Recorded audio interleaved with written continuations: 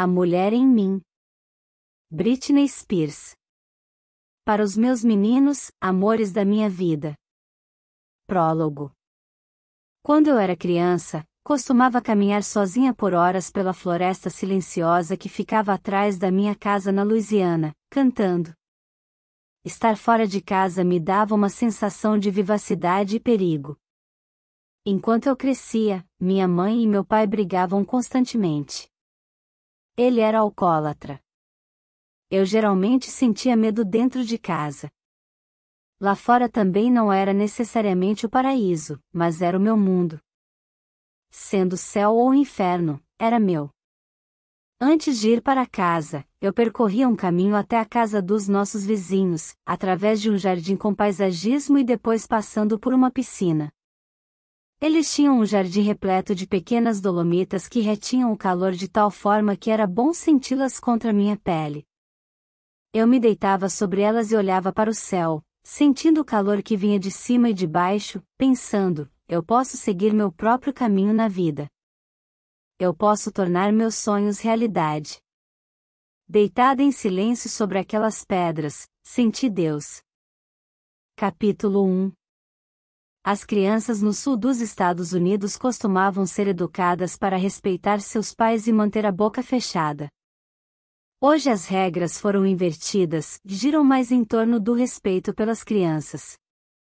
Discordar de um dos pais nunca foi permitido na minha casa. Não importa quão ruim as coisas ficassem, havia um entendimento de que se devia ficar calada e, caso contrário, haveria consequências. A Bíblia diz que a língua é uma espada. Minha língua e minha espada eram eu cantando. Durante toda a minha infância, cantei, com o rádio do carro a caminho da aula de dança, quando estava triste. Para mim, cantar era espiritual. Nasci e estudei em McComb, Mississippi, e morei em Kentwood, Louisiana, a 40 quilômetros de distância. Todo mundo se conhecia em Kentwood. As portas não ficavam trancadas, a vida social girava em torno da igreja e das festas nos quintais, as crianças usavam roupas iguais, e todo mundo sabia atirar. O local histórico mais conhecido era o Camp Moore, um campo de treinamento confederado construído por Jefferson Davis. Todos os anos há reencenações da Guerra Civil no fim de semana que antecede o Dia de Ação de Graças, e ver as pessoas vestindo trajes militares era um lembrete de que o feriado estava chegando. Eu amava essa época do ano, chocolate quente, o cheiro da lareira em nossa sala de estar, as cores das folhas de outono caídas no chão. Tínhamos uma casinha de tijolos com papel de parede listrado de verde e painéis de madeira. Quando menina, eu ia ao Sonic, andava de kart, jogava basquete e frequentava uma escola católica chamada Parkland Academy. A primeira vez que me emocionei de verdade e senti arrepios na espinha foi ao ouvir nossa governanta cantando na lavanderia. Eu sempre lavava e passava a roupa da família, mas quando as coisas estavam melhores financeiramente, minha mãe contratava alguém para ajudar. A governanta cantou música gospel, e foi literalmente um despertar para um mundo totalmente novo. Nunca me esquecerei disso. Desde então, meu desejo e minha paixão por cantar cresceram. Cantar é mágico. Quando canto, sou dona de mim mesma. Posso me comunicar perfeitamente. Ao cantar, você não usa mais a língua do oi, como você está. Você é capaz de dizer coisas muito mais profundas. Cantar me leva a um lugar místico onde a linguagem não importa mais, onde qualquer coisa é possível. Tudo o que eu queria era que me tirassem do mundo cotidiano e me levassem a um reino onde eu pudesse me expressar sem pensar. Quando estava sozinha, minha mente era tomada por preocupações e medos. A música interrompia o barulho, fazia eu me sentir confiante e me levava a um lugar puro para eu me expressar exatamente como desejava ser vista e ouvida. Cantar me levava à presença do divino. Enquanto estava cantando, eu ficava meio fora do mundo. Estaria brincando no jardim como qualquer criança, mas meus pensamentos e sentimentos e esperanças se mantinham em outro lugar. trabalhei arduamente para fazer as coisas do jeito que eu queria. Eu me levava muito a sério quando gravava vídeos bobos cantando as músicas da Mariah Carey no quintal da minha amiga. Aos 8 anos, eu pensava que era uma diretora. Ninguém na minha cidade parecia estar fazendo coisas do tipo. Mas eu sabia o que queria ver no mundo, e tentei fazê-lo. Os artistas realizam coisas e interpretam personagens porque querem fugir para mundos distantes, e isso era exatamente do que eu precisava. Eu queria viver dentro dos meus sonhos, meu maravilhoso mundo fictício e, se pudesse evitar, não pensar na realidade. Cantar aproximava o real e a fantasia, o mundo em que eu vivia e o que eu queria desesperadamente habitar. A tragédia faz parte da minha família. Meu nome do meio é o mesmo da mãe do meu pai, Emma Jean Spears, mais conhecida como Jean. Ao ver as fotos dela, entendi porque todo mundo dizia que éramos parecidas. O mesmo cabelo loiro.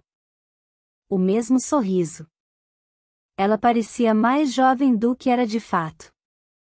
Seu marido, John Spears Sr., meu avô, era um homem abusivo.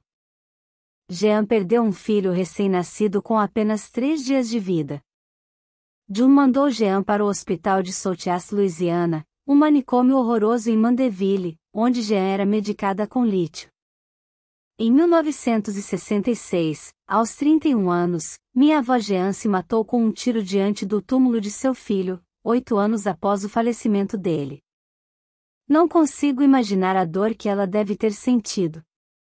No Sul, a maneira como as pessoas se referem a homens iguais a John é dizendo nada nunca era bom o suficiente para ele, que era um perfeccionista, ou um pai muito comprometido. Eu provavelmente teria dito coisas mais rudes que essas. Fanático por esportes, John fazia meu pai treinar até a exaustão. Todos os dias, depois de terminar o treino de basquete, não importava o quanto estivesse cansado ou com fome, meu pai ainda tinha que fazer 100 lances livres antes de poder entrar em casa.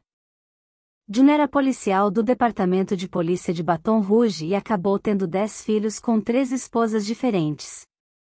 E até onde sei, ninguém tinha algo bom a dizer sobre seus primeiros 50 anos de vida. Até na minha família, comentava-se que os homens Spears tendiam a ser problemáticos, principalmente quanto ao modo como tratavam as mulheres. Jean não foi a única esposa que John mandou para o hospital psiquiátrico em Mandeville. Também internou a segunda esposa lá. Uma das meias-irmãs do meu pai disse que, quando ela tinha 11 anos, John começou a abusar sexualmente dela, até ela fugir aos 16. Meu pai tinha 13 anos quando Jean morreu naquele túmulo. Sei que o trauma, em parte, explica o jeito que ele agia com os meus irmãos e comigo, do porquê nada nunca era bom o bastante para ele. Meu pai forçou meu irmão a ser o melhor nos esportes. Meu pai bebia até não conseguir pensar mais. Uma vez desapareceu durante dias. Quando ele estava bêbado, era extremamente malvado. Mas John melhorou depois de envelhecer. Eu não convivi com um homem que abusou do meu pai e dos irmãos dele, mas com um avô que parecia tranquilo e gentil. O mundo do meu pai e o da minha mãe eram completamente diferentes. De acordo com minha mãe, a mãe dela, minha avó Lillian Lily Portel, vinha de uma elegante e sofisticada família londrina. Ela tinha uma aparência exótica sobre a qual todos comentavam. A mãe dela era britânica, e o pai tinha nascido em uma ilha mediterrânea chamada Malta. O tio dela trabalhava com encadernação. A família inteira tocava instrumentos e amava cantar. Durante a Segunda Guerra Mundial, Lily conheceu um soldado americano, meu avô Barney Bridges, em um baile para soldados. Ele era o motorista dos generais e amava dirigir em alta velocidade. No entanto, ela ficou desapontada quando ele a levou para os Estados Unidos. Ela havia imaginado que viveria como em Londres. À medida que adentrava as suas fazendas produtoras de leite em Nova Orleans, Lily observou, de dentro do carro, como o mundo de Barney parecia vazio. Onde estão todas as luzes? Ela perguntava insistentemente ao marido. Às vezes, penso em Lily transitando pelo interior do estado da Louisiana, observando a noite, se dando conta de que sua vida grande, vibrante, cheia de música e museus e chás da tarde londrinos estava prestes a se tornar pequena e difícil. Em vez de ir ao teatro ou comprar roupas, ela passaria a vida presa no interior, cozinhando e limpando e ordenhando vacas.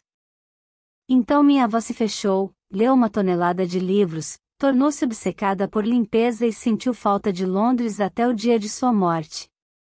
Minha família contou que Barney não queria deixá-la voltar para Londres porque achava que, se ela fosse, não retornaria para casa.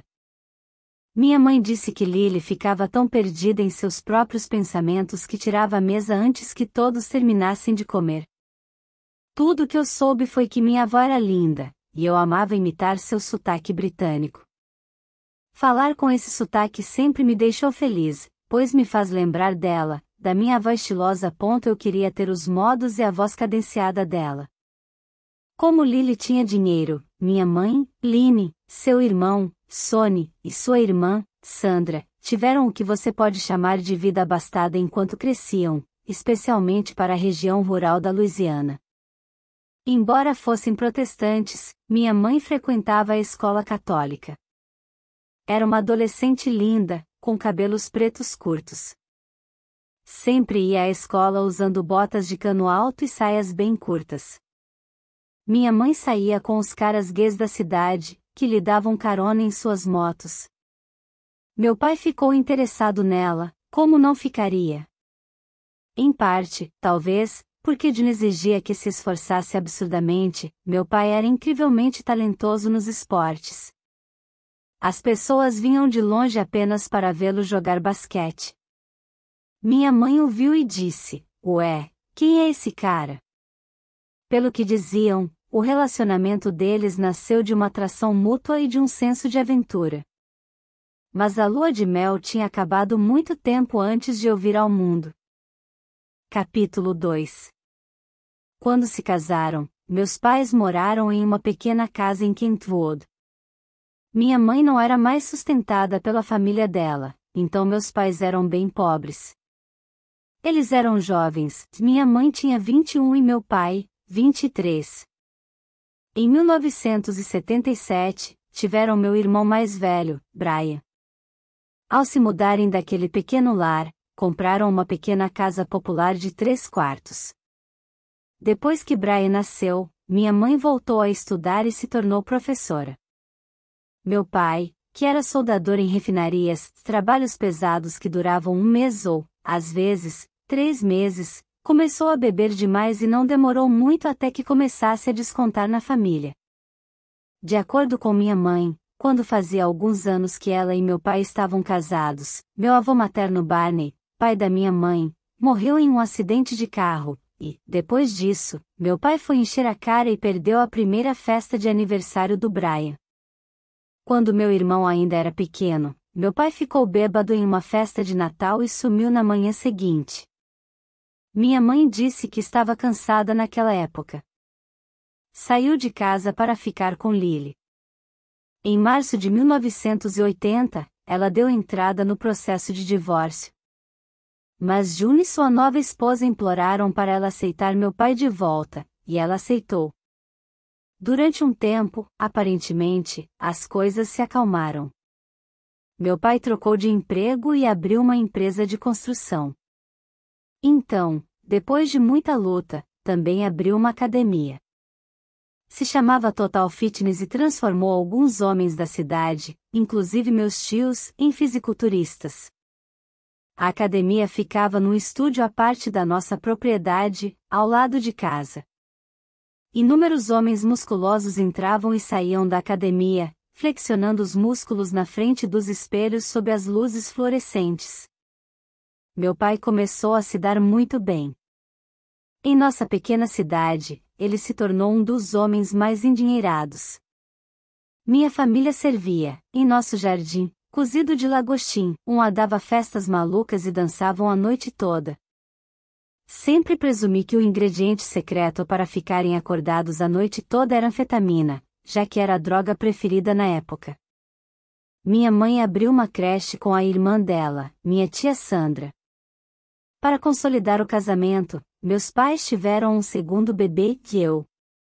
Nasci em 2 de dezembro de 1981. Minha mãe nunca perdeu a oportunidade de recordar que o trabalho de parto foi excruciante e durou 21 horas. Eu amava as mulheres da minha família. Minha tia Sandra, que já tinha 2 filhos, teve uma gravidez surpresa aos 13 anos, minha prima Lauraline. Com apenas alguns meses de diferença, Lauraline e eu éramos como gêmeas e também melhores amigas. Lauraline sempre foi como uma irmã para mim, e Sandra era uma segunda mãe. Ela tinha muito orgulho de mim e sempre me encorajava. E mesmo que minha avó Jean tenha morrido muito antes do meu nascimento, eu tive a sorte de conhecer sua mãe, minha bisavó Lexie Pierce. Lexie era incrivelmente linda, sempre se maquiava, com a pele muito, muito branca e com os lábios muito, muito vermelhos. Ela era fodona, e ficou mais à medida que envelhecia. Me disseram, e não foi difícil de eu acreditar, que ela tinha se casado 7 vezes. 7. Obviamente, ela não gostava do genro Juno, mas depois que a filha dela, Jean, morreu, Lexie não se afastou e cuidou do meu pai e dos irmãos dele, e depois dos seus bisnetos também. Eu e Lexie éramos muito próximas. As lembranças mais vívidas e felizes que tenho de quando era criança são de momentos que passei ao lado de Lexie. Fazíamos festas do pijama, só nós duas. À noite, ela me mostrava as maquiagens que ficavam em sua penteadeira. De manhã, Lexie preparava um café da manhã gigante. A melhor amiga dela, sua vizinha, ia nos visitar e ouvíamos as lentas baladas dos anos 19 segundos e 0 da coleção de vinis da Lexie. Durante o dia, eu e ela tirávamos sonecas juntas. Uma das coisas que eu mais amava era adormecer ao lado da Lexie, sentindo o cheiro do seu pó facial e do seu perfume, e ficar ouvindo sua respiração se acalmar até ficar rítmica e regular. Um dia, Lexie e eu fomos alugar um filme. Assim que saímos da locadora, ela bateu em outro carro, ficando presa num buraco. Não conseguimos sair. Um guincho teve que ir nos resgatar. Aquele acidente assustou minha mãe. Dali em diante, não tive mais permissão para sair com minha bisavó. Nem foi um acidente grave, falei para minha mãe. Implorei para continuar vendo Lexie. Era minha pessoa favorita. Não, acho que ela está ficando senil, disse minha mãe. Já não é seguro você ficar sozinha com ela. Depois disso, eu a via na minha casa, mas não podia mais passear de carro ou fazer festas do pijama com ela. Foi uma perda enorme para mim. Eu não entendia por que estar com alguém que eu amava tanto era considerado algo perigoso. Naquela idade, o que eu mais gostava de fazer, além de passar o tempo com Lexie, era me esconder nos armários. Virou uma piada na família, cadê a Britney agora? Eu sempre sumia na casa da minha tia. Todo mundo se juntava para me procurar. Quando estavam prestes a entrar em pânico, eles abriam a porta de um dos armários e lá estava eu. Devo ter desejado que eles procurassem por mim. Durante anos eu gostava de fazer isto, de me esconder. Me esconder era um modo de chamar atenção.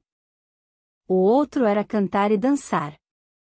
Cantei no coral da nossa igreja e estudei dança 3 noites por semana e aos sábados. Então comecei a fazer aulas de ginástica em Covington, Louisiana, a 1 hora de onde eu morava. Quando se tratava de dançar, cantar e fazer acrobacias, eu nunca me cansava. No ensino fundamental, no dia das profissões, eu disse que queria ser advogada, mas os vizinhos e os professores começaram a dizer que meu destino era Broadway, e por fim aceitei a minha identidade como a pequena artista. Eu tinha 3 anos de idade em meu primeiro recital de dança e 4 quando fiz minha primeira apresentação solo de What Child Is This, em um evento de Natal na creche de minha mãe. Eu queria me esconder, mas também ser vista. As duas coisas são verdade. Agachada na fria escuridão de um armário, eu me sentia tão pequena que poderia desaparecer. Mas com a atenção de todo mundo voltada para mim, eu me tornava outra pessoa, alguém que poderia comandar qualquer espaço. De meia calça branca, cantando com toda a força, senti que tudo era possível. Capítulo 3. Senhora Line. Senhora Line, o menino gritou. Ele estava sem fôlego, o coração quase saindo pela boca, na frente da nossa porta. Vocês precisam vir. Venham agora. Um dia, aos 4 anos de idade, eu estava na sala de estar da nossa casa, sentada no sofá com minha mãe de um lado e minha amiga Cindy do outro. Kentwood era como aquelas cidades de novelas, sempre havia drama. Cindy estava tagarelando com minha mãe sobre o escândalo mais recente enquanto eu só escutava, tentando acompanhar, quando a porta foi escancarada. A cara do menino bastou para sabermos que algo terrível tinha acontecido. Meu coração disparou. Minha mãe e eu começamos a correr.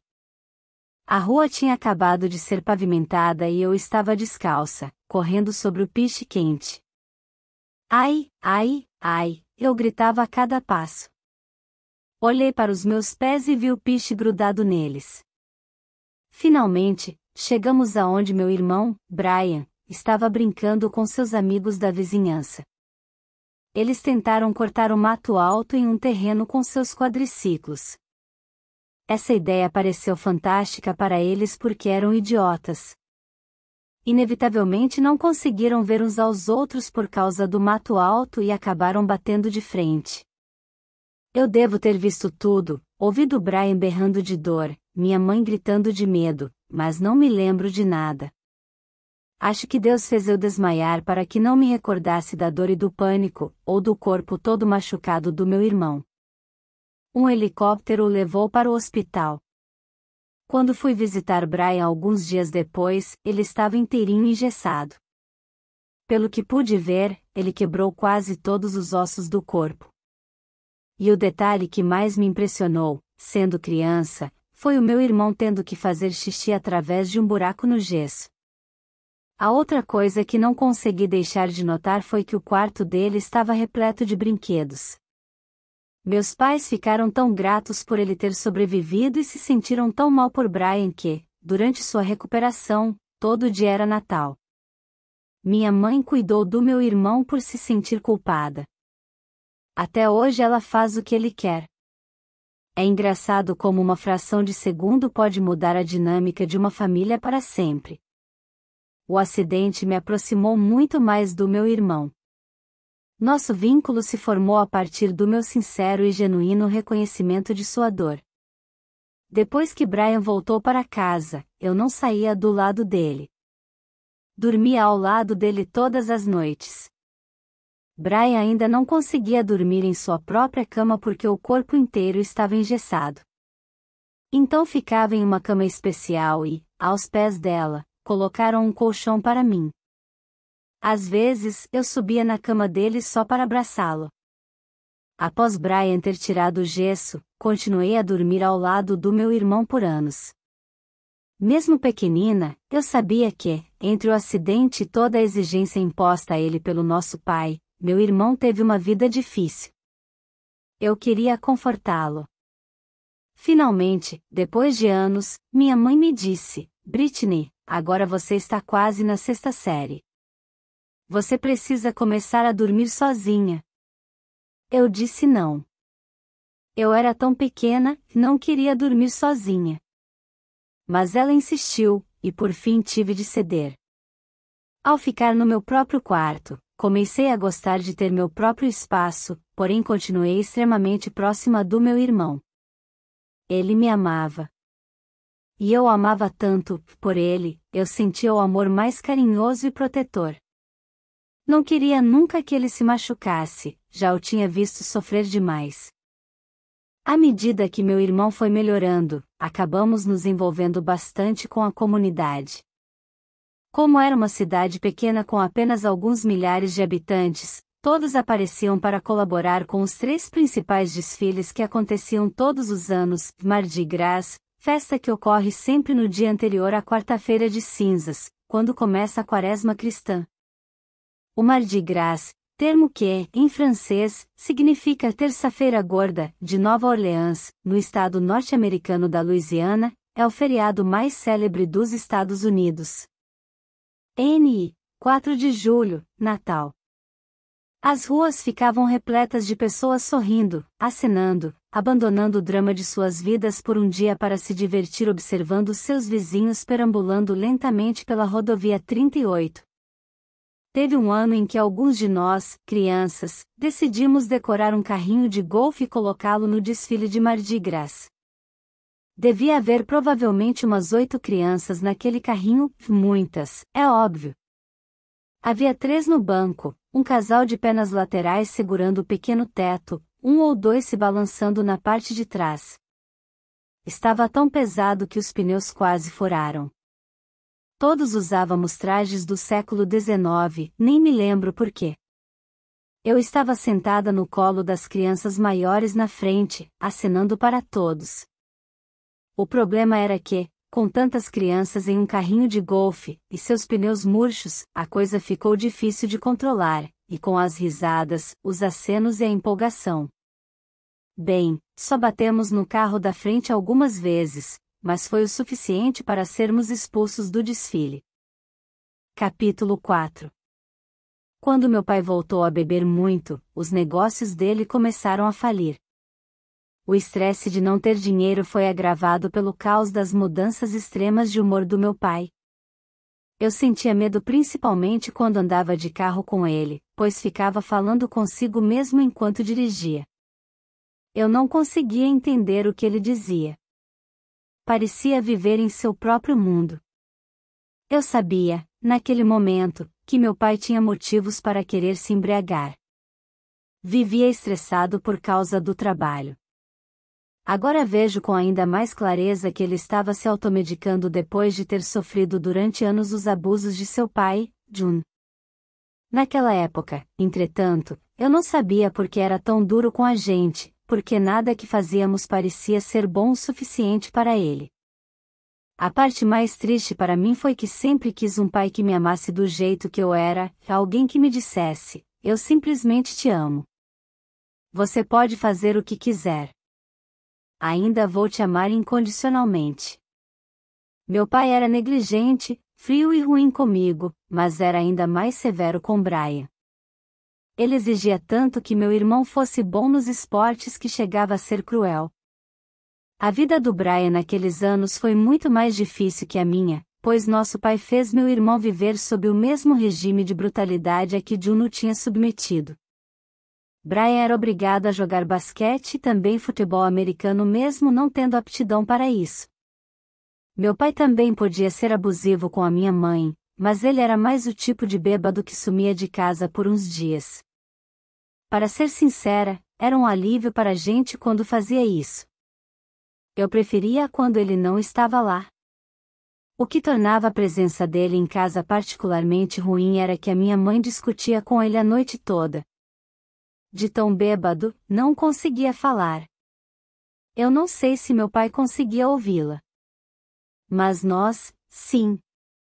Brian e eu tínhamos que sofrer as consequências da fúria dela, ou seja, não conseguíamos dormir a noite toda.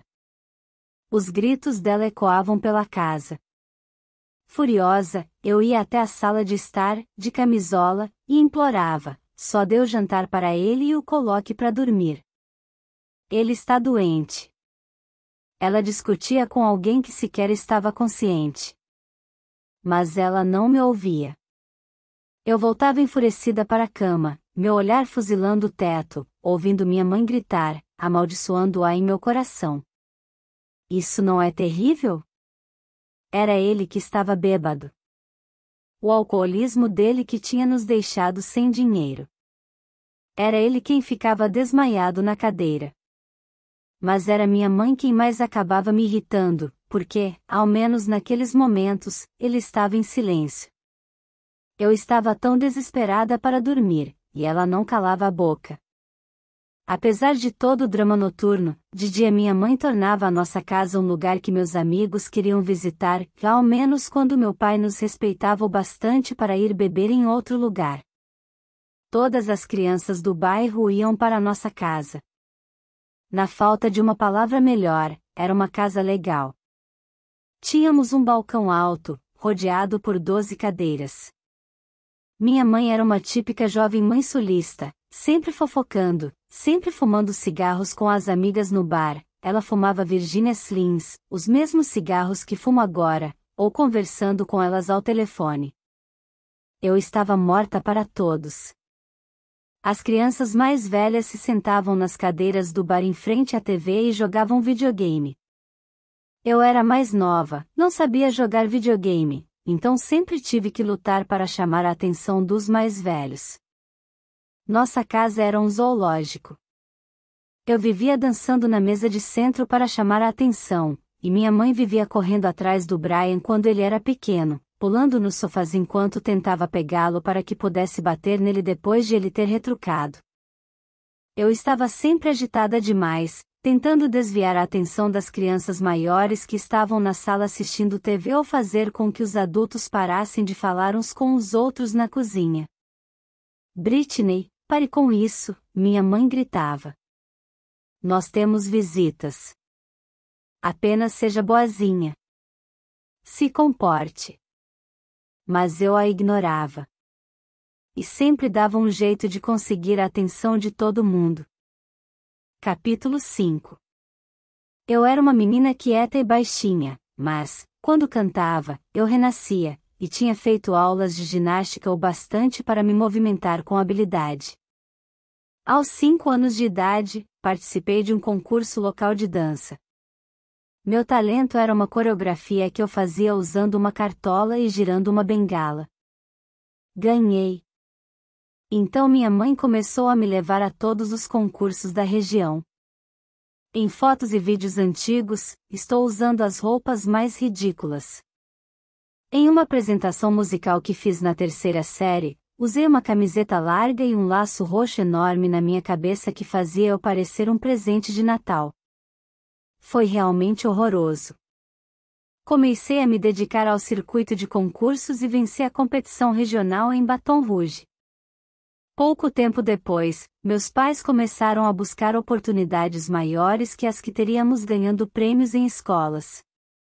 Quando viram no jornal um anúncio sobre testes para o clube do Mickey, sugeriram que fossemos. Viajamos 8 horas até Atlanta. Havia mais de 2.000 crianças lá. Eu tinha que me destacar, especialmente porque, depois de termos chegado, ficamos sabendo que estavam procurando apenas crianças com mais de 10 anos de idade. Quando o diretor de elenco, um homem chamado Matt Casella, perguntou a minha idade, abri minha boca para dizer 8, mas então me lembrei da questão de idade e disse, 9. Ele me olhou com ceticismo. No meu teste, cantei Sweet Georgia Brown enquanto fazia uma coreografia, acrescentando alguns movimentos de ginástica. O grupo então composto por milhares de crianças de todo o país foi reduzido a apenas algumas, dentre as quais estava uma linda menina da Califórnia, alguns anos mais velha que eu, e que se chamava Kerry Russell. Uma garota da Pensilvânia chamada Christina Aguilera e eu fomos informadas de que não tínhamos sido escolhidas, mas nos disseram que tínhamos talento. Matt falou que poderíamos fazer parte do elenco quando estivéssemos um pouco mais velhas e mais experientes. Ele disse à minha mãe que achava que deveríamos ir a Nova York para trabalhar. Recomendou que procurássemos uma agente da qual ele gostava e que ajudava jovens artistas a começarem no teatro. Não fomos imediatamente. Em vez disso, durante cerca de 6 meses, fiquei na Louisiana e comecei a trabalhar como garçonete no restaurante de frutos do mar da Lexie, o Granny Seafood de Delhi, para ajudar. O restaurante tinha um cheiro horrível de peixe. Ainda assim, a comida era fantástica e inacreditavelmente saborosa. E o local se tornou um novo ponto de encontro para todas as crianças. O quarto dos fundos do restaurante era onde meu irmão e os amigos dele costumavam ficar bêbados durante o ensino médio. Enquanto isso, na parte da frente, aos 9 anos de idade, eu limpava frutos do mar e servia os pratos enquanto fazia meus passinhos delicados de dança usando minhas roupinhas fofinhas. Minha mãe mandou uma filmagem para a gente recomendada por Matt, Nancy Carson. No vídeo, eu estava cantando Shine On, Harvest Moon. Deu certo. Nancy pediu que fossemos a Nova York para nos encontrarmos com ela. Depois que cantei para Nancy em seu escritório, que ficava no 20º andar de um prédio no centro de Manhattan, pegamos o trem de volta para casa. Eu tinha sido oficialmente contratada por uma agência de talentos.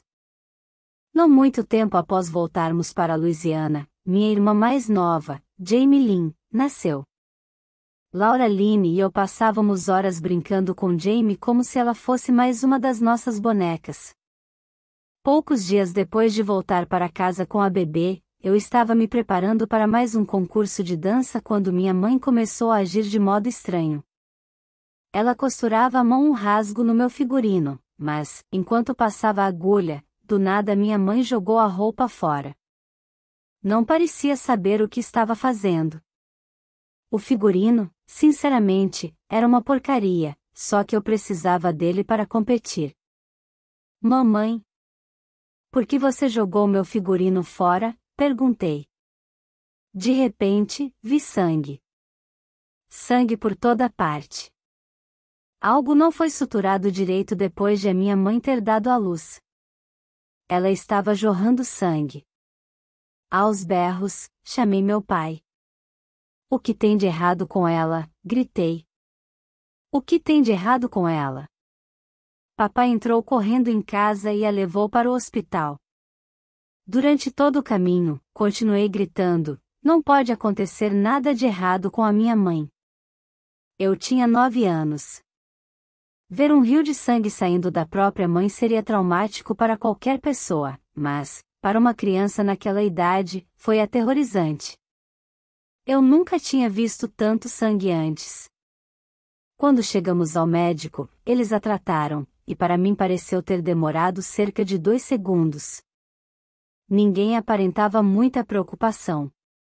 Aparentemente, hemorragia pós-parto não é tão incomum. Mas ficou gravada na minha memória. Na aula de ginástica, eu sempre conferia se minha mãe estava do outro lado da janela esperando por mim. Foi um reflexo, algo que fiz para me sentir segura. Porém, um dia, ao fazer a habitual conferência na janela, ela não estava lá. Entrei em pânico. Ela tinha ido embora. Ela havia sumido. Talvez para sempre. Comecei a chorar. Caí de joelhos. Se você tivesse me visto, diria que alguém havia acabado de morrer. Minha professora correu para me tranquilizar. Querida, ela vai voltar, disse. Está tudo bem. Provavelmente ela só foi ao Walmart. Minha mãe fizera exatamente isto, tinha ido ao Walmart. Mas não estava tudo bem. A saída dela tinha me causado muito sofrimento. Ao retornar e ver quão triste eu estava, minha mãe nunca mais saiu daquela janela durante as aulas. E, nos anos seguintes, nunca deixou de estar ao meu lado. Eu era uma garotinha com grandes sonhos. Queria ser uma estrela como Madonna, Dolly Parton ou Whitney Houston. Eu tinha sonhos mais simples também, que pareciam ainda mais difíceis de ser alcançados e, também, ambiciosos demais para serem ditos em voz alta. Eu quero que meu pai pare de beber. Eu quero que minha mãe pare de gritar. Eu quero que todo mundo fique bem. Com a minha família, qualquer coisa poderia dar errado a qualquer momento. Eu não tinha poder ali. Apenas quando estava me apresentando eu era realmente invencível. Em uma sala de reuniões em Manhattan diante de uma mulher que poderia tornar meus sonhos realidade, ao menos uma coisa estava completamente sob meu controle. Capítulo 6. Quando eu tinha 10 anos, fui convidada para participar do programa Star Search, show de talentos que foi ao ar na televisão norte-americana de 1983 a 199S. O programa foi relançado em 2003, mas durou apenas um ano. No primeiro dia, cantei uma versão corajosa de uma canção que tinha ouvido na voz de Judy Garland, e Don't Care. Recebi 3,7 segundos estrelas. Minha rival, uma menina que cantava ópera, recebeu 3, avancei para a próxima fase. O episódio seguinte foi gravado mais tarde naquele mesmo dia, e eu estava competindo com um garoto de gravata texana e muito spray no cabelo que se chamava Marty Thomas, de 12 anos. Ficamos amigos, até jogamos basquete juntos antes da gravação. Cantei Love Can Build a Bridge, da dupla The Judds, uma música que eu havia cantado um ano antes no casamento da minha tia. Enquanto aguardávamos nossas pontuações, Marty e eu fomos entrevistados no palco pelo apresentador, Jamie Simon. Na semana passada, notei que você tem os olhos mais adoráveis e lindos, ele disse para mim. Você tem namorado? Não, senhor, respondi. Por que não? Eles são maus. Namorados? Perguntou Ed. Você acha que todos os meninos são maus? Eu não sou mau. O que você acha de mim? Bem, aí depende, eu disse. Ouço isso bastante, afirmou Ed. Recebi 3,7 segundos de novo. Marty recebeu um 4 perfeito. Eu sorri e o abracei educadamente, enquanto saía do palco. Ed me desejou sorte. Mantive a compostura até chegar ao camarim, e então desatei a chorar. Depois, minha mãe comprou para mim um sundae com calda quente de chocolate. Minha mãe e eu continuamos indo e voltando de Nova York. A intensidade de trabalhar na cidade sendo apenas uma menina era algo empolgante para mim, mesmo sendo também intimidador. Recebi uma proposta de trabalho, um papel como substituta de uma atriz em um musical off-Broadway chamado Roots. Em tradução livre, impiedosa, inspirado nos filmes Tara Maldita e a Malvada e nos musicais Mami e Gypsy. Interpretei uma estrela sociopata mirim chamada Tina DeMark. A primeira música que Tina cantava era Born to Entertain. Em tradução livre, nascida para entreter. Essa canção mexeu comigo. A outra substituta era uma jovem e talentosa atriz chamada Natalie Portman. Enquanto eu estava fazendo o musical, alugamos um pequeno apartamento para minha mãe, a bebê Jamie Lynn e eu, próximo de uma escola pública, a Professional Performing Arts School, e comecei a fazer aulas perto do Broadway Dance Center. Mas, na maior parte do tempo, eu ficava no Players Theatre, no centro. A experiência foi, de certo modo, uma validação, a prova de que eu tinha talento bastante para ter sucesso no mundo do teatro. Mas era uma rotina exaustiva. Não dava tempo de ser uma criança comum ou de realmente fazer amigos porque eu tinha que trabalhar quase todos os dias. Aos sábados, havia 2 apresentações. Também não adorava ser uma atriz substituta. Precisava ficar no teatro toda noite até quase meia-noite, para o caso de eu ter que substituir a atriz que interpretava Tina, Laura Bell Bund. Depois de alguns meses, Laura saiu, e fiquei com o papel principal, mas, àquela altura, eu estava extremamente cansada. Quando o Natal chegou, eu estava desesperada para voltar para casa, mas então soube que teria de me apresentar no dia do Natal. Aos prantos, perguntei à minha mãe, eu realmente vou precisar fazer isso no Natal? Olhei para a mini árvore em nosso apartamento enquanto pensava na árvore grande que ficava na sala de estar da nossa casa em Kentwood. Minha mente de menina não era capaz de compreender por que eu iria querer fazer isso, continuar atuando nos feriados. Então abandonei o musical e fui para casa. A agenda de apresentações no teatro em Nova York era realmente muito puxada para mim naquela idade. No entanto, isso resultou em uma coisa boa, aprendi a cantar em um teatro com acústica reduzida. O público fica bem perto de você, que há apenas cerca de 200 pessoas no local. Sinceramente, é estranho, mas, nesse espaço, a emoção de cantar é mais eletrizante. A proximidade que você sente com as pessoas na plateia é algo especial.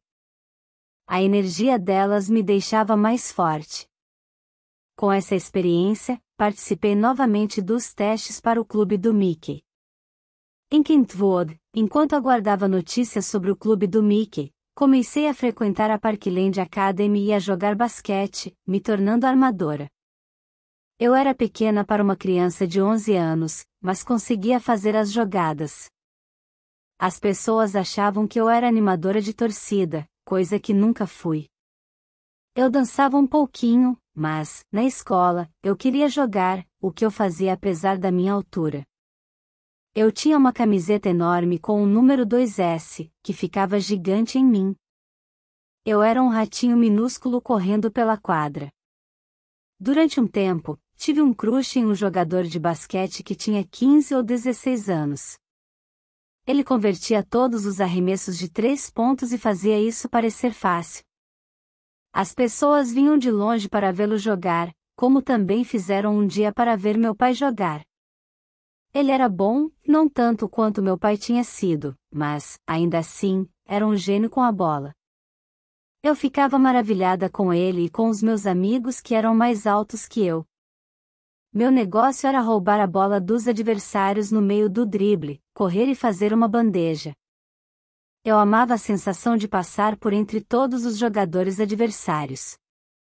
A emoção de não ter um roteiro, de o jogo ser imprevisível, completamente desconhecido, me fazia sentir tão viva. Eu era tão pequena e tão fofa que ninguém me via chegando. Não era a mesma coisa que estar no palco em Nova York, mas estar sob as luzes brilhantes da quadra, aguardando o som dos aplausos quando eu fazia uma cesta, era quase tão bom quanto. Capítulo 7. Meu segundo teste para o clube do Mickey me rendeu um papel Matt, o simpático diretor de elenco que indicou a agente Nancy para minha mãe, decidiu que eu estava pronta. Estar no programa foi como passar por um treinamento para a indústria do entretenimento. Havia longos ensaios de dança, aulas de canto, aulas de atuação, horas no estúdio de gravação e a escola no meio disso tudo. Os mosequeteiros rapidamente formaram suas panelinhas a partir dos camarins que eram compartilhados. Cristina Aguilera e eu éramos as crianças mais novas e dividíamos o espaço com outra garota, Nick de Luache. Admirávamos os mais velhos, Kerry Russell, Ryan Gosling e Tony Lucca, que eu achava muito lindo. E logo fiz amizade com um garoto chamado Justin Timberlake. Estávamos filmando no Disney World em Orlando, e minha mãe e Jamie Lynn, na época com 2 anos, foram comigo. Durante o dia, nos intervalos, o elenco se divertia nos brinquedos. De verdade, aquilo era um sonho de criança e incrivelmente divertido, ainda mais para uma criança como eu. Mas também foi um trabalho excepcionalmente difícil. Repetíamos a coreografia 30 vezes em um dia, tentando tornar cada movimento perfeito. O único momento triste foi quando, após terminarmos de filmar, recebemos uma ligação e soubemos que minha avó Lily tinha morrido. Ninguém sabia dizer se havia sido infarto ou derrame, mas ela se afogou enquanto nadava na piscina. Não tínhamos dinheiro para ir para a casa de avião e comparecer ao funeral, mas Linhares, a gentil mãe do Justin, nos emprestou o dinheiro da passagem. Era o tipo de coisa que uma família faria, e as crianças do elenco e seus pais se tornaram uma. Um dia, Tony estava procurando um chapéu que um dos figurinistas tinha deixado no camarim das meninas e foi ao nosso camarim. Quando entrou, meu coração quase saiu pela boca. Ele era meu crush. Eu não podia acreditar que ele tinha entrado no meu camarim. Meu coraçãozinho quase explodiu no peito. Em outra ocasião, em uma festa de pijama, brincamos de verdade ou desafio, e alguém desafiou Justin a me beijar. Uma música da Janet Jackson estava tocando quando ele se inclinou e me beijou. Isso me fez lembrar de um momento na biblioteca, quando eu estava na terceira série, segurando a mão de um garoto pela primeira vez. Foi algo muito importante para mim, tão real, tão poderoso. Aquela tinha sido a primeira vez que alguém havia me dado um tipo de atenção romântica, e parecia uma maravilhosa rebeldia. As luzes estavam apagadas, estávamos vendo um filme e escondemos as mãos debaixo da mesa para que os professores não pudessem ver.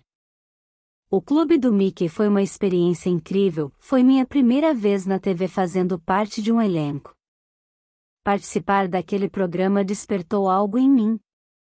Dali em diante eu soube o que queria fazer: cantar e dançar. Quando o programa acabou, 1 ano e meio depois, a maior parte dos meus colegas foi para Nova York ou Los Angeles para continuar correndo atrás de seus sonhos. Mas decidi voltar para Kentwood.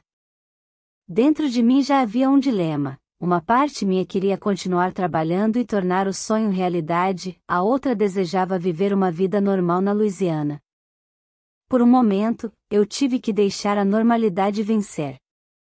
Já em casa, voltei a Parkland e me acostumei à rotina normal de uma adolescente, ou ao que era mais próximo possível do normal na minha família. Por diversão, quando eu estava no 8º ano, minha mãe e eu íamos de Kentwood a Biloxi, no Mississippi, uma viagem que durava cerca de 2 horas, e, enquanto ficávamos por lá, bebíamos daiquiris. Chamávamos nossos coquetéis de ibiritas. Eu adorava o fato de poder beber com a minha mãe de vez em quando. O modo como bebíamos em nada se parecia com o jeito que meu pai fazia. Quando ele bebia, ficava mais depressivo e calado. Nós ficávamos mais felizes, mais vivas e mais ousadas. Alguns dos melhores momentos que vivi com a minha mãe foram durante essas viagens que fazíamos para a praia com a minha irmã. Enquanto estávamos na estrada, eu dava uns golinhos num drink chamado White Russian. Para mim, tinha gosto de sorvete. Quando era preparado com a quantidade certa de gelo raspado, creme de leite, açúcar e sem muito álcool, era um pedaço de paraíso para mim. Minha irmã e eu tínhamos biquínis e permanentes no cabelo iguais. Hoje em dia, é simplesmente legal fazer isso numa criança pequena, mas, nos anos 1990, era lindo pra caramba. Aos 3 anos de idade, Jamie Lynn era como uma bonequinha viva, a criança mais maluca e adorável que já existiu. Então era isso que gostávamos de fazer. Viajávamos até Biloxi para beber, ir à praia e voltávamos felizes para casa. E a gente se divertia. A gente se divertia muito. Apesar de toda a tristeza, vivi momentos muito felizes na minha infância. Aos 13, eu bebia com a minha mãe e fumava com os meus amigos. Fumei meu primeiro cigarro na casa da minha única amiga irmã. Todos os meus outros amigos eram nerds, mas essa menina era popular. Sua irmã estava no último ano do ensino médio, minha amiga sempre se maquiava, e os caras ficavam babando por ela. Minha amiga me levou a um galpão e me deu o meu primeiro cigarro. Embora fosse só tabaco, fiquei alterada. Me lembro de pensar: eu vou morrer? Será que essa sensação vai passar? Quando essa sensação vai embora? Depois de ter sobrevivido ao meu primeiro cigarro, imediatamente quis outro. Consegui esconder muito bem esse hábito da minha mãe, mas um dia estávamos em uma loja na rua que levava até nossa casa, e ela me fez dirigir. Também aprendi a dirigir aos 13 anos. De repente, minha mãe começou a perceber algo no ar. Estou sentindo o cheiro de cigarro. Você está fumando? Ela rapidamente tirou uma das minhas mãos do volante e a puxou para si para cheirar. Enquanto minha mãe fazia isso, perdi o controle da direção e o carro saiu da pista. Tudo pareceu acontecer em câmera lenta. Olhei para trás e vi a pequena Jamie Lynn prensada no banco de trás. Ela estava com um cinto de segurança, mas não na cadeirinha. Enquanto o carro rodopiava, eu só conseguia pensar: a gente vai morrer. A gente vai morrer. A gente vai morrer. Então, tum! A traseira do carro bateu em um poste. Foi um milagre o modo como o carro bateu. Se tivéssemos batido de frente contra o poste, teríamos atravessado o para-brisa. Minha mãe saiu correndo do carro e começou a gritar comigo por causa do acidente, com os carros que passavam para pedir ajuda, com o mundo por permitir que isso acontecesse. Ninguém se machucou, felizmente. Nós fomos embora a pé. E o melhor de tudo, minha mãe se esqueceu completamente de como tinha descoberto que eu estava fumando. O crime adolescente de eu fumar? Tanto faz. A gente quase morreu. Depois disso, ela nunca mais tocou no assunto outra vez. Um dia, alguns meninos da sexta série me chamaram para fumar um cigarro no vestiário masculino durante o intervalo. Fui a única garota que eles chamaram para ir com eles. Eu nunca havia me sentido tão descolada. Felizmente, o vestiário dos meninos tinha 2 portas, e uma delas dava para o lado de fora. Lembro que deixamos a porta aberta para que a fumaça saísse e não fossemos pegos. Isso se tornou um ritual. Porém não durou muito. Um tempo depois, resolvi tentar fazer isso sozinha, sem os meninos. Desta vez, minha melhor amiga e eu fomos fumar no vestiário feminino, mas lá só havia uma porta. Desastre, fomos pegas em flagrante e nos mandaram para a diretoria. Vocês estavam fumando? Perguntou o diretor. Não, respondi. Minha melhor amiga segurou a minha mão e secretamente a apertou com muita força. Estava nítido que o diretor não tinha acreditado em mim, mas, adivinhe, de alguma forma nós escapamos levando apenas uma advertência. Mais tarde, minha amiga disse para mim, juro por Deus, Britney, você é a pior mentirosa que já vi na vida. Deixa que eu falo da próxima vez, por favor. Eu não estava apenas fumando e bebendo naquela idade, fui precoce quando o assunto era garotos. Eu tinha um crush gigante em um dos caras que sempre estava na casa minha amiga Má. Ele tinha uns 18 ou 19 anos e namorava uma menina na época, que ela era de um estilo tomboy. Eles realmente estavam juntos, e eram o casal mais popular da escola. Queria tanto que ele me notasse, mas não tinha muita esperança já que era 5 anos mais nova que ele. Uma noite, fui dormir na casa da minha amiga Má. De repente, no meio da madrugada, meu crush entrou sorrateiramente na casa, devia ser umas 3 da manhã. Eu estava dormindo no sofá e acordei com ele sentado ao meu lado. Ele começou a me beijar, e logo a gente estava se pegando. O que está acontecendo? Pensei. Parecia algo meio sobrenatural, como se eu o tivesse invocado. Eu não conseguia acreditar que meu crush houvesse simplesmente aparecido do nada e nós tivéssemos ficado. E foi tão doce. Isto foi tudo que ele fez, me beijou. Ele não tentou fazer qualquer outra coisa. Naquele ano, gostei de muitos meninos da turma do meu irmão. Brian era um garoto divertido e estranho, da melhor maneira possível. Mas quando foi para o último ano do ensino médio, ele se tornou o rei da escola, o fodão. E foi no último ano do meu irmão na escola que comecei a namorar o melhor amigo dele e perdi a virgindade. Eu era nova para o 9º ano, e o cara tinha 17 anos. Meu relacionamento com ele acabou consumindo grande parte do meu tempo. Eu ia para a escola normalmente às 7 da manhã, mas saía na hora do almoço, por volta da 1h, e passava a tarde com ele. Então ele me levava de volta para a escola bem na hora da saída. Eu apenas pegava o ônibus inocentemente e ia para casa como se nada tivesse acontecido. Por fim, minha mãe recebeu uma ligação da secretaria da escola. Eu tinha perdido 17 dias letivos que precisaria compensar. Minha mãe falou: "Como você fez isso? Como você simplesmente saiu?" Ah, eu falsifiquei sua assinatura, respondi.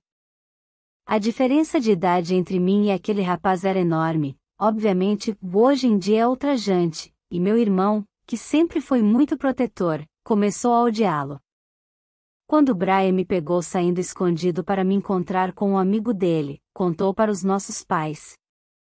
Como castigo, tive de sair pelo bairro carregando uma lixeira, recolhendo o lixo como uma prisioneira. Brian me seguiu e ficou tirando fotos enquanto eu, chorando, recolhia o lixo do chão. Deixando de lado momentos como esse, havia coisas maravilhosamente normais nessa fase da minha vida: ir aos bailes da escola e ao baile de formatura, passear de carro pela nossa pequena cidade, ir ao cinema. Mas a grande verdade é que eu sentia falta de estar no palco. Minha mãe mantinha contato com o advogado que conhecera em um dos testes que eu tinha feito, um homem chamado Larry Rudolph, para quem ela ligava às vezes pedindo conselhos sobre negócios. Minha mãe enviou para Larry vídeos em que eu estava cantando, e ele sugeriu que eu gravasse uma demo. Larry tinha uma canção que Toni Braxton havia gravado para seu segundo álbum, mas que acabou ficando de fora, se chamava Today. Ele me enviou a música, e aprendi a cantá-la, então a gravei em um estúdio que ficava a 1h30 de onde morávamos, em Nova Orleans. Essa seria a demo que eu levaria para apresentar às gravadoras. Mais ou menos na mesma época, Dash e outro mosequeteiro, J.C. Chazes, estavam em uma nova boy band chamada NSYNC. Outra colega de elenco, Nick, com quem eu tinha dividido o camarim, estava se juntando a um grupo de garotas, mas depois de conversar sobre isso com minha mãe, decidimos que eu deveria seguir carreira solo. Larry apresentou a demo para alguns executivos de Nova York que disseram a ele que queriam ver do que eu era capaz. Então pus meus saltinhos e meu vestido bonitinho, e fui para Nova York. Eu havia tentado voltar a ser uma adolescente comum, mas não deu certo. Ainda queria algo mais. Capítulo 8. Quem é este homem? Pensei. Não faço ideia, mas eu gostei do escritório dele e realmente gostei de seu cachorro. Era um senhorzinho, mas sua energia era insana. Estimei que tivesse provavelmente 6 anos, na verdade, ele estava na casa dos 50. Larry me disse que o homem, chamado Clive Calder, era um grande contato. Eu não imaginava o que ele fazia. Se soubesse de antemão que era um executivo de gravadora, fundador da Jive Records, talvez eu tivesse ficado mais nervosa. Em vez disso, estava apenas curiosa. E eu o amei desde o segundo em que o conheci. Clive tinha um escritório de 3 andares incrivelmente intimidador. E lá ficava um Yorkshire Terrier Mini, um tipo de cachorro que eu nem sabia que existia, que era, juro por Deus, a coisa mais pequenina e preciosa. Quando entrei e vi o escritório e o cachorro, senti como se estivesse entrando em um universo paralelo. Tudo se desdobrou em uma dimensão diferente. Eu havia entrado em um sonho incrível. Oi, Britney. Como você está? Disse ele, praticamente vibrando de entusiasmo. Clive se comportava como se fizesse parte de uma sociedade secreta. Seu sotaque da África do Sul, para mim, fazia com que ele parecesse um personagem de um filme antigo.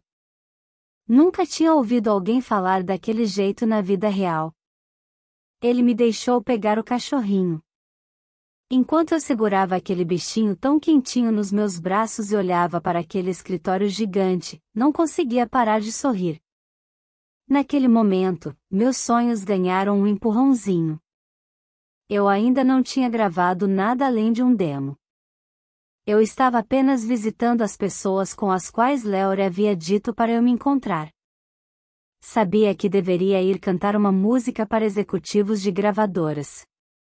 E eu sabia que queria ficar mais perto daquele cara, e que o jeito dele tinha algo a ver com o que eu também queria ser. Não me surpreenderia se ele tivesse sido meu tio numa vida passada. Eu queria ter conhecido Larry muito antes. Era o sorriso dele. inteligente, perspicaz, sábio. Ele era um homem com um sorriso místico. Nunca me esquecerei disso. Me senti tão feliz com ele e senti que a viagem para Nova York mais do que valeu a pena, mesmo se tivesse servido apenas para conhecer alguém como ele, alguém que acreditava em mim. Mas o meu dia ainda não tinha acabado. Laurie me levou para dar uma volta na cidade, entrei em salas cheias de executivos e cantei "You Have Nothing", da Whitney Houston. Observando salas repletas de homens me analisando de cima a baixo com meu vestidinho e meus saltos altos, cantei alto. Clive me contratou imediatamente. E então acabei assinando um contrato com a Jive Records aos 15 anos de idade. Minha mãe lecionava para o segundo ano em Kentwood, e já Emmeline era pequena, por isso chamamos uma amiga da família, Felícia Colota, eu a chamava de Miss F.E., para me acompanhar aonde quer que eu fosse. A gravadora queria que eu entrasse logo no estúdio. Providenciaram um apartamento para F.E. e eu em Nova York. Íamos de carro para New Jersey todos os dias, e eu entrava em uma cabine e cantava para o produtor e compositor Eric Foster White, que havia trabalhado com Whitney Houston. Sinceramente, eu não tinha noção. Não fazia ideia do que estava acontecendo. Eu só sabia que amava cantar e dançar, então qualquer que fosse o Deus que pudesse descer e coordenar isso para mim, eu iria mostrar o que podia fazer. Se alguém fosse capaz de conceber algo para mim que me apresentasse de um modo que fizesse as pessoas se identificarem, eu estava pronta. Não sei o que aconteceu, mas Deus fez sua mágica, e lá estava eu, em New Jersey, gravando. A cabine onde gravei ficava no subsolo. Estando ali, só se ouve a si mesmo cantando, e nada mais. Fiz isso durante meses. Não saía da cabine. Depois de trabalhar sem parar, fui a um churrasco na casa de alguém. Eu era muito feminina nessa época, sempre de vestido e salto alto. Conversava com as pessoas, tentando causar uma boa impressão, e em determinado momento fui correndo até Felícia para levá-la à varanda. Não percebi que havia uma porta-mosquiteira ali. Corri diretamente na direção dela, bati o nariz e caí no chão. Todo mundo olhou e me viu no chão, com a mão no nariz. Quando digo a você que fiquei sem graça, juro por Deus. Me levantei e alguém disse: "Você sabe que tem uma tela aqui, né?" Sim, obrigada. Claro que todo mundo caiu na gargalhada. Fiquei tão constrangida. Não é engraçado que, dentre todas as coisas que aconteceram comigo no meu primeiro ano de gravação, essa seja uma das minhas lembranças mais marcantes? E isso aconteceu há mais de 2 anos. Fiquei arrasada. Mas, de verdade, acho que fiquei mais em choque porque eu não sabia que havia uma tela ali. Isso me fez pensar que eu estava passando tempo demais gravando dentro daquela cabine. Cerca de um ano depois da minha chegada a New Jersey, as coisas começaram a se encaminhar para o meu primeiro álbum. Então, de repente, um dos executivos me disse: "Você precisa se encontrar com esse produtor sueco. Ele é muito bom. Escreve músicas legais." Tudo bem, falei. Com quem ele já trabalhou? Não sei como fui capaz de fazer essa pergunta, eu era tão inexperiente, mas já tinha começado a ter clareza de como eu queria soar. Também pesquisei um pouco e descobri que, até aquele momento, o produtor já havia trabalhado com os Backstreet Boys, Robin e Bryan Adams. Sim, falei. Vamos fazer isso. Max Martin pegou um avião para Nova York e nós jantamos, só eu e ele, sem assistentes e pessoas da gravadora. Embora eu normalmente estivesse acompanhada por assessores por causa da minha idade, nesse caso, eles quiseram que eu me encontrasse com Max sozinha. Enquanto nos sentávamos, o garçom se aproximou e perguntou: "Como posso ajudá-los?" Por algum motivo, uma vela tombou e a mesa inteira começou a pegar fogo. Estávamos em um dos restaurantes mais caros de Nova York, e a nossa mesa tinha acabado de se transformar em uma fogueira. Um segundo se passou entre o "como posso ajudá-los" e as chamas. Max e eu nos entreolhamos horrorizados. "Acho que devemos ir embora agora, não?", disse ele. Ele era mágico. E começamos a trabalhar juntos. Fui até a Suécia para gravar músicas, porém mal notei a diferença entre lá e New Jersey. Eu só estava em outra cabine de gravação. Felícia sempre ia me perguntar: "Você quer café? Vamos fazer uma pausa." Eu me livrava dela. Trabalhava direto por horas. Minha ética profissional era sólida. Nunca saía. Se você me conhecesse naquela época, não teria notícias minhas por dias. Permanecia no estúdio o máximo de tempo que podia. Se alguém quisesse ir embora, eu dizia: "Não fui perfeita." Na noite anterior ao dia da gravação de Baby One More Time, eu estava ouvindo Tainted Love, do Soft Cell, e me apaixonei por essa música. Fiquei acordada até tarde para entrar no estúdio cansada, com a voz rouca. Deu certo. Quando cantei, minha voz saiu mais grave, soando mais adulta e mais sexy. Assim que percebi o que estava acontecendo, fiquei extremamente focada na gravação. E o Max me ouviu. Quando falei que queria mais R e B na minha voz, sem soar tão pop, ele entendeu o que eu estava querendo dizer e fez acontecer. E quando todas as músicas tinham sido gravadas, alguém disse: "O que mais você consegue fazer? Você quer dançar agora?" Respondi: "Se eu quero dançar?" Claro que sim. Capítulo 9. A gravadora apresentou para mim um conceito para o clipe de Baby One More Time, no qual eu interpretaria uma astronauta futurística. Na proposta eu parecia uma Power Ranger. Não me identifiquei com aquilo e tive a sensação de que meu público também não se identificaria. Falei para os executivos da gravadora que imaginava que as pessoas gostariam de ver meus amigos e eu na escola, entediados, e, assim que o alarme soasse, bum, todos nós começaríamos a dançar. A forma como o coreógrafo fazia a gente se movimentar era muito suave. O fato de a maioria dos dançarinos ser de Nova York ajudou. No mundo da dança pop, existem dois grupos. A maioria das pessoas vai dizer que os dançarinos de Los Angeles são melhores. Eu os respeito, mas minha alma sempre preferiu os de Nova York, que são mais intensos. Ensaiamos no Broadway Dance Center, o mesmo lugar onde tive aulas de dança quando era criança, então me senti à vontade lá. Quando o executivo da Jive Records, Barry Wise, foi ao estúdio, fiz tudo com mais intensidade. Naquele momento, mostrei a ele do que era capaz. O diretor do clipe, Nigel Dick, estava aberto às minhas ideias. Além da campainha da escola sinalizando o início da dança, acrescentei que era importante ter meninos bonitos. E pensei que poderíamos usar uniformes escolares para que ficasse mais empolgante quando começássemos a dançar fora da escola com nossas roupas casuais. Até consegui colocar a Miss F.E. no elenco como minha professora. Achei hilário vê-la usando óculos de nerd e uma roupa desajeitada de professora. Gravar esse vídeo foi a parte mais divertida de fazer esse primeiro álbum.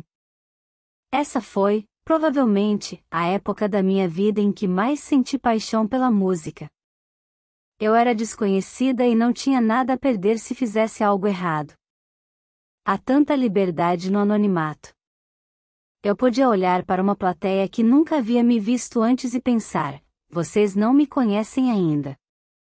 Era libertador que eu não precisasse realmente me preocupar se cometesse erros. Para mim, fazer um show não se tratava apenas de realizar poses e sorrir. No palco, eu era como uma jogadora de basquete correndo pela quadra. Eu sabia jogar bola, sabia como era a rua. Eu não tinha medo. E sabia quando arremessar. No verão, a Jive me mandou para uma turnê em shoppings, uns 26 shoppings. Fazer esse tipo de divulgação não é muito divertido. Ninguém sabia ainda quem eu era. Eu tinha que tentar me vender a pessoas que não estavam tão interessadas assim. Meu comportamento era inocente, e não era fingimento. Eu não sabia o que estava fazendo. Apenas dizia: "Oi, pessoal, minha música é muito boa. Vocês precisam ouvir." Antes de o vídeo sair, poucas eram as pessoas que conheciam a minha cara. Mas, no fim de setembro, a música estava tocando nas rádios. Eu tinha 16 anos quando, no dia 23 de outubro de 1998, o single de Baby One More Time chegou às lojas. No mês seguinte, o vídeo foi divulgado, e de repente eu estava sendo reconhecida onde quer que fosse. No dia 12 de janeiro de 1999, o álbum foi lançado e vendeu mais de 10 milhões de cópias muito rapidamente. Estreei em primeiro lugar na parada Billboard 200 nos Estados Unidos. Me tornei a primeira mulher a estrear com um single e um álbum em primeiro lugar ao mesmo tempo. Fiquei tão feliz. Comecei a sentir que a minha vida realmente estava mudando. Eu não tinha mais que me apresentar em shoppings. As coisas estavam acontecendo rápido. Saí em turnê com o NSYNC e também com o meu antigo amigo de O Clube do Mickey, Justin Timberlake, de ônibus. Eu estava sempre com os meus dançarinos ou Felícia ou um dos meus dois empresários, Larry Rudolph e Johnny Urai. Também comecei a ser acompanhada por um segurança chamado Big Rob, que era incrivelmente gentil comigo. Comecei a participar regularmente do programa Total Request Live, da MTV. A revista Rolling Stone mandou David LaChapelle para Louisiana a fim de me fotografar para a capa da edição de abril com a chamada Inside the Heart, Mind e Bedroom of a Teen Dream, em tradução livre, dentro do coração, da mente e do quarto de um sonho adolescente. Quando a revista saiu, o ensaio causou polêmica, pois eu estava vestindo uma calcinha boxer de seda enquanto abraçava um Teletubby de pelúcia, brincando com a minha juventude. Minha mãe ficou preocupada, mas eu sabia que queria trabalhar com David LaChapelle outra vez. Cada dia era uma novidade. Eu estava conhecendo tantas pessoas incríveis. Logo que o single Baby saiu, encontrei a cantora e compositora Paula Cole em uma festa em Nova York. Ela era cerca de 14 anos mais velha que eu. Ah, meu Deus, eu a admirei tanto, em um primeiro momento só por causa de sua aparência. Ela era tão pequenininha, com os cabelos castanhos cacheados caindo pelas costas. Eu não fazia ideia de quem ela era, só sabia que era muito bonita, com aparência e energia incríveis. Anos mais tarde, me dei conta de que ela tinha interpretado várias músicas que eu amava. Quando ouvi a voz de Paula pela primeira vez, imaginei que ela tivesse uma aparência completamente diferente. Paula cantava com seu rosto angelical palavras obscenas como a gente vê em Fell in Love e seu corpo pequeno e delicado aliado com a força de sua voz em We Don't Want to Wait, e foi então que percebi quão poderoso pode ser quando as mulheres desafiam as expectativas. Capítulo 10. Justin Timberlake e eu mantivemos contato depois de O Clube do Mickey, e curtimos passar um tempo juntos durante a turnê do NSYNC. O fato de termos vivido aquela experiência juntos quando éramos tão jovens nos aproximou bastante. A gente tinha muito em comum. Nos encontramos quando eu estava em turnê e começamos a sair nos dias que antecediam os shows, e então depois dos shows também. Logo percebi que estava perdidamente apaixonada por ele. Tão apaixonada por ele que chegava a ser patético. Quando Justin e eu estávamos em qualquer lugar nos mesmos arredores, a mãe dele até chegou a dizer isso, éramos como imãs. A gente se encontrava imediatamente e ficava junto. Não dava para explicar como éramos juntos. Era estranho, para ser sincera, quão apaixonados estávamos. A banda do Justin, o NSYNC, era, como as pessoas costumavam dizer na época, metida. Eram todos jovens brancos, mas que amavam hip hop. Para mim, era isso que os diferenciava do Backstreet Boys, que parecia bem consciente ao se posicionar como um grupo branco. O NSYNC andava com artistas negros. Às vezes, eu achava que eles se esforçavam demais para se encaixar. Um dia, J e eu estávamos em Nova York, indo a partes da cidade que eu nunca tinha visitado. Vimos um cara caminhando em nossa direção, usando um medalhão grande e chamativo. Ele estava acompanhado por 2 guarda-costas gigantes. J ficou todo empolgado e disse bem alto, ó, e é, FOX, FOX. Ginuviine. WhatsApp, Omi. Ó, sim, OK, OK. Ginuvini. E aí, mano? Depois que Ginuvini se foi, Felícia tirou uma com a cara do J, ó, e é, FOX, FOX. Ginuviine. J nem ficou sem graça. Apenas ouviu e olhou para ela como quem diz OK, foda-se, FE. Foi nessa viagem que ele comprou seu primeiro colar, um T gigante de Timberlake. Foi difícil para mim ser tão despreocupada quanto ele parecia ser.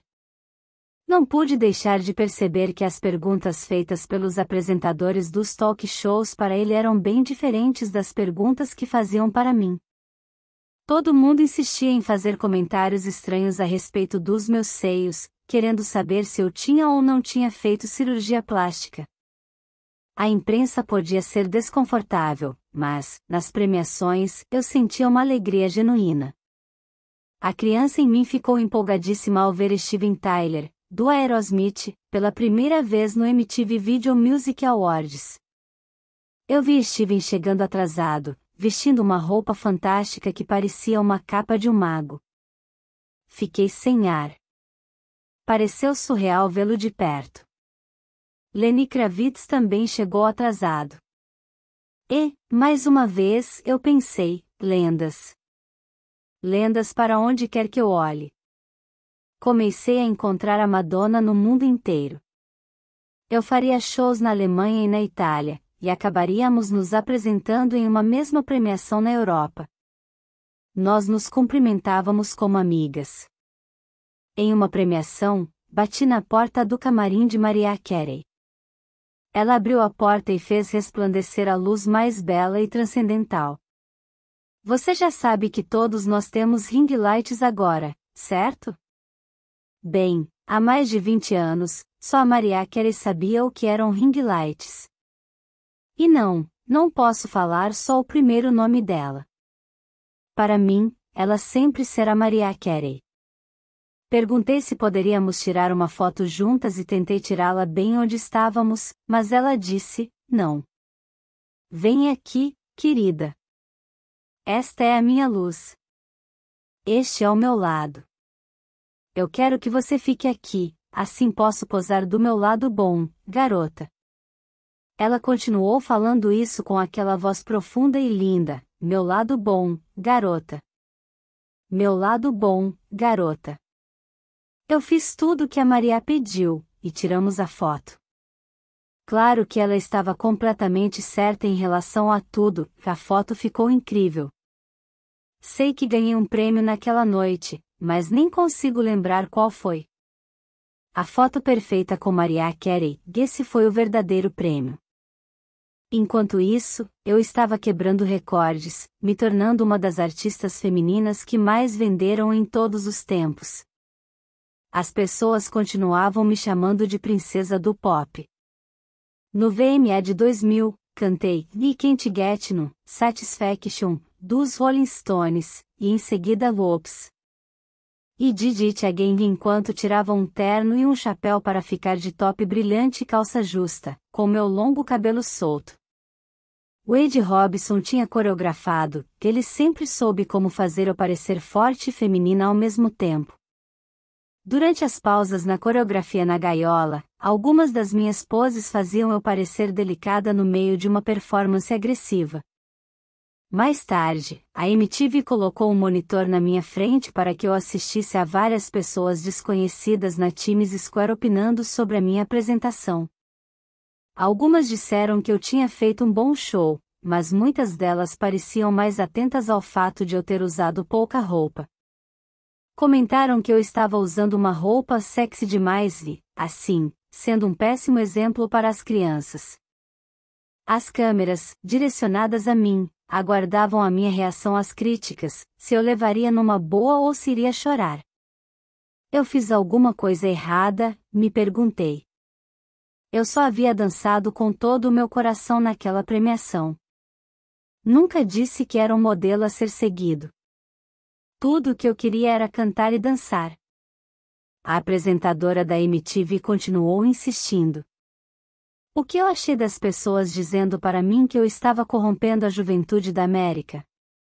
Por fim, respondi. Alguns deles foram muito gentis, mas eu não sou os pais das crianças. Eu só tenho que ser eu mesma. Sei que vai ter gente por aí, eu sei que nem todo mundo vai gostar de mim. Isso me abalou. E foi a primeira vez que realmente senti o gosto amargo de uma reação negativa que duraria anos. Parecia que, toda vez que eu ligava a TV para assistir alguma coisa, alguém estava me criticando, dizendo que eu não era autêntica.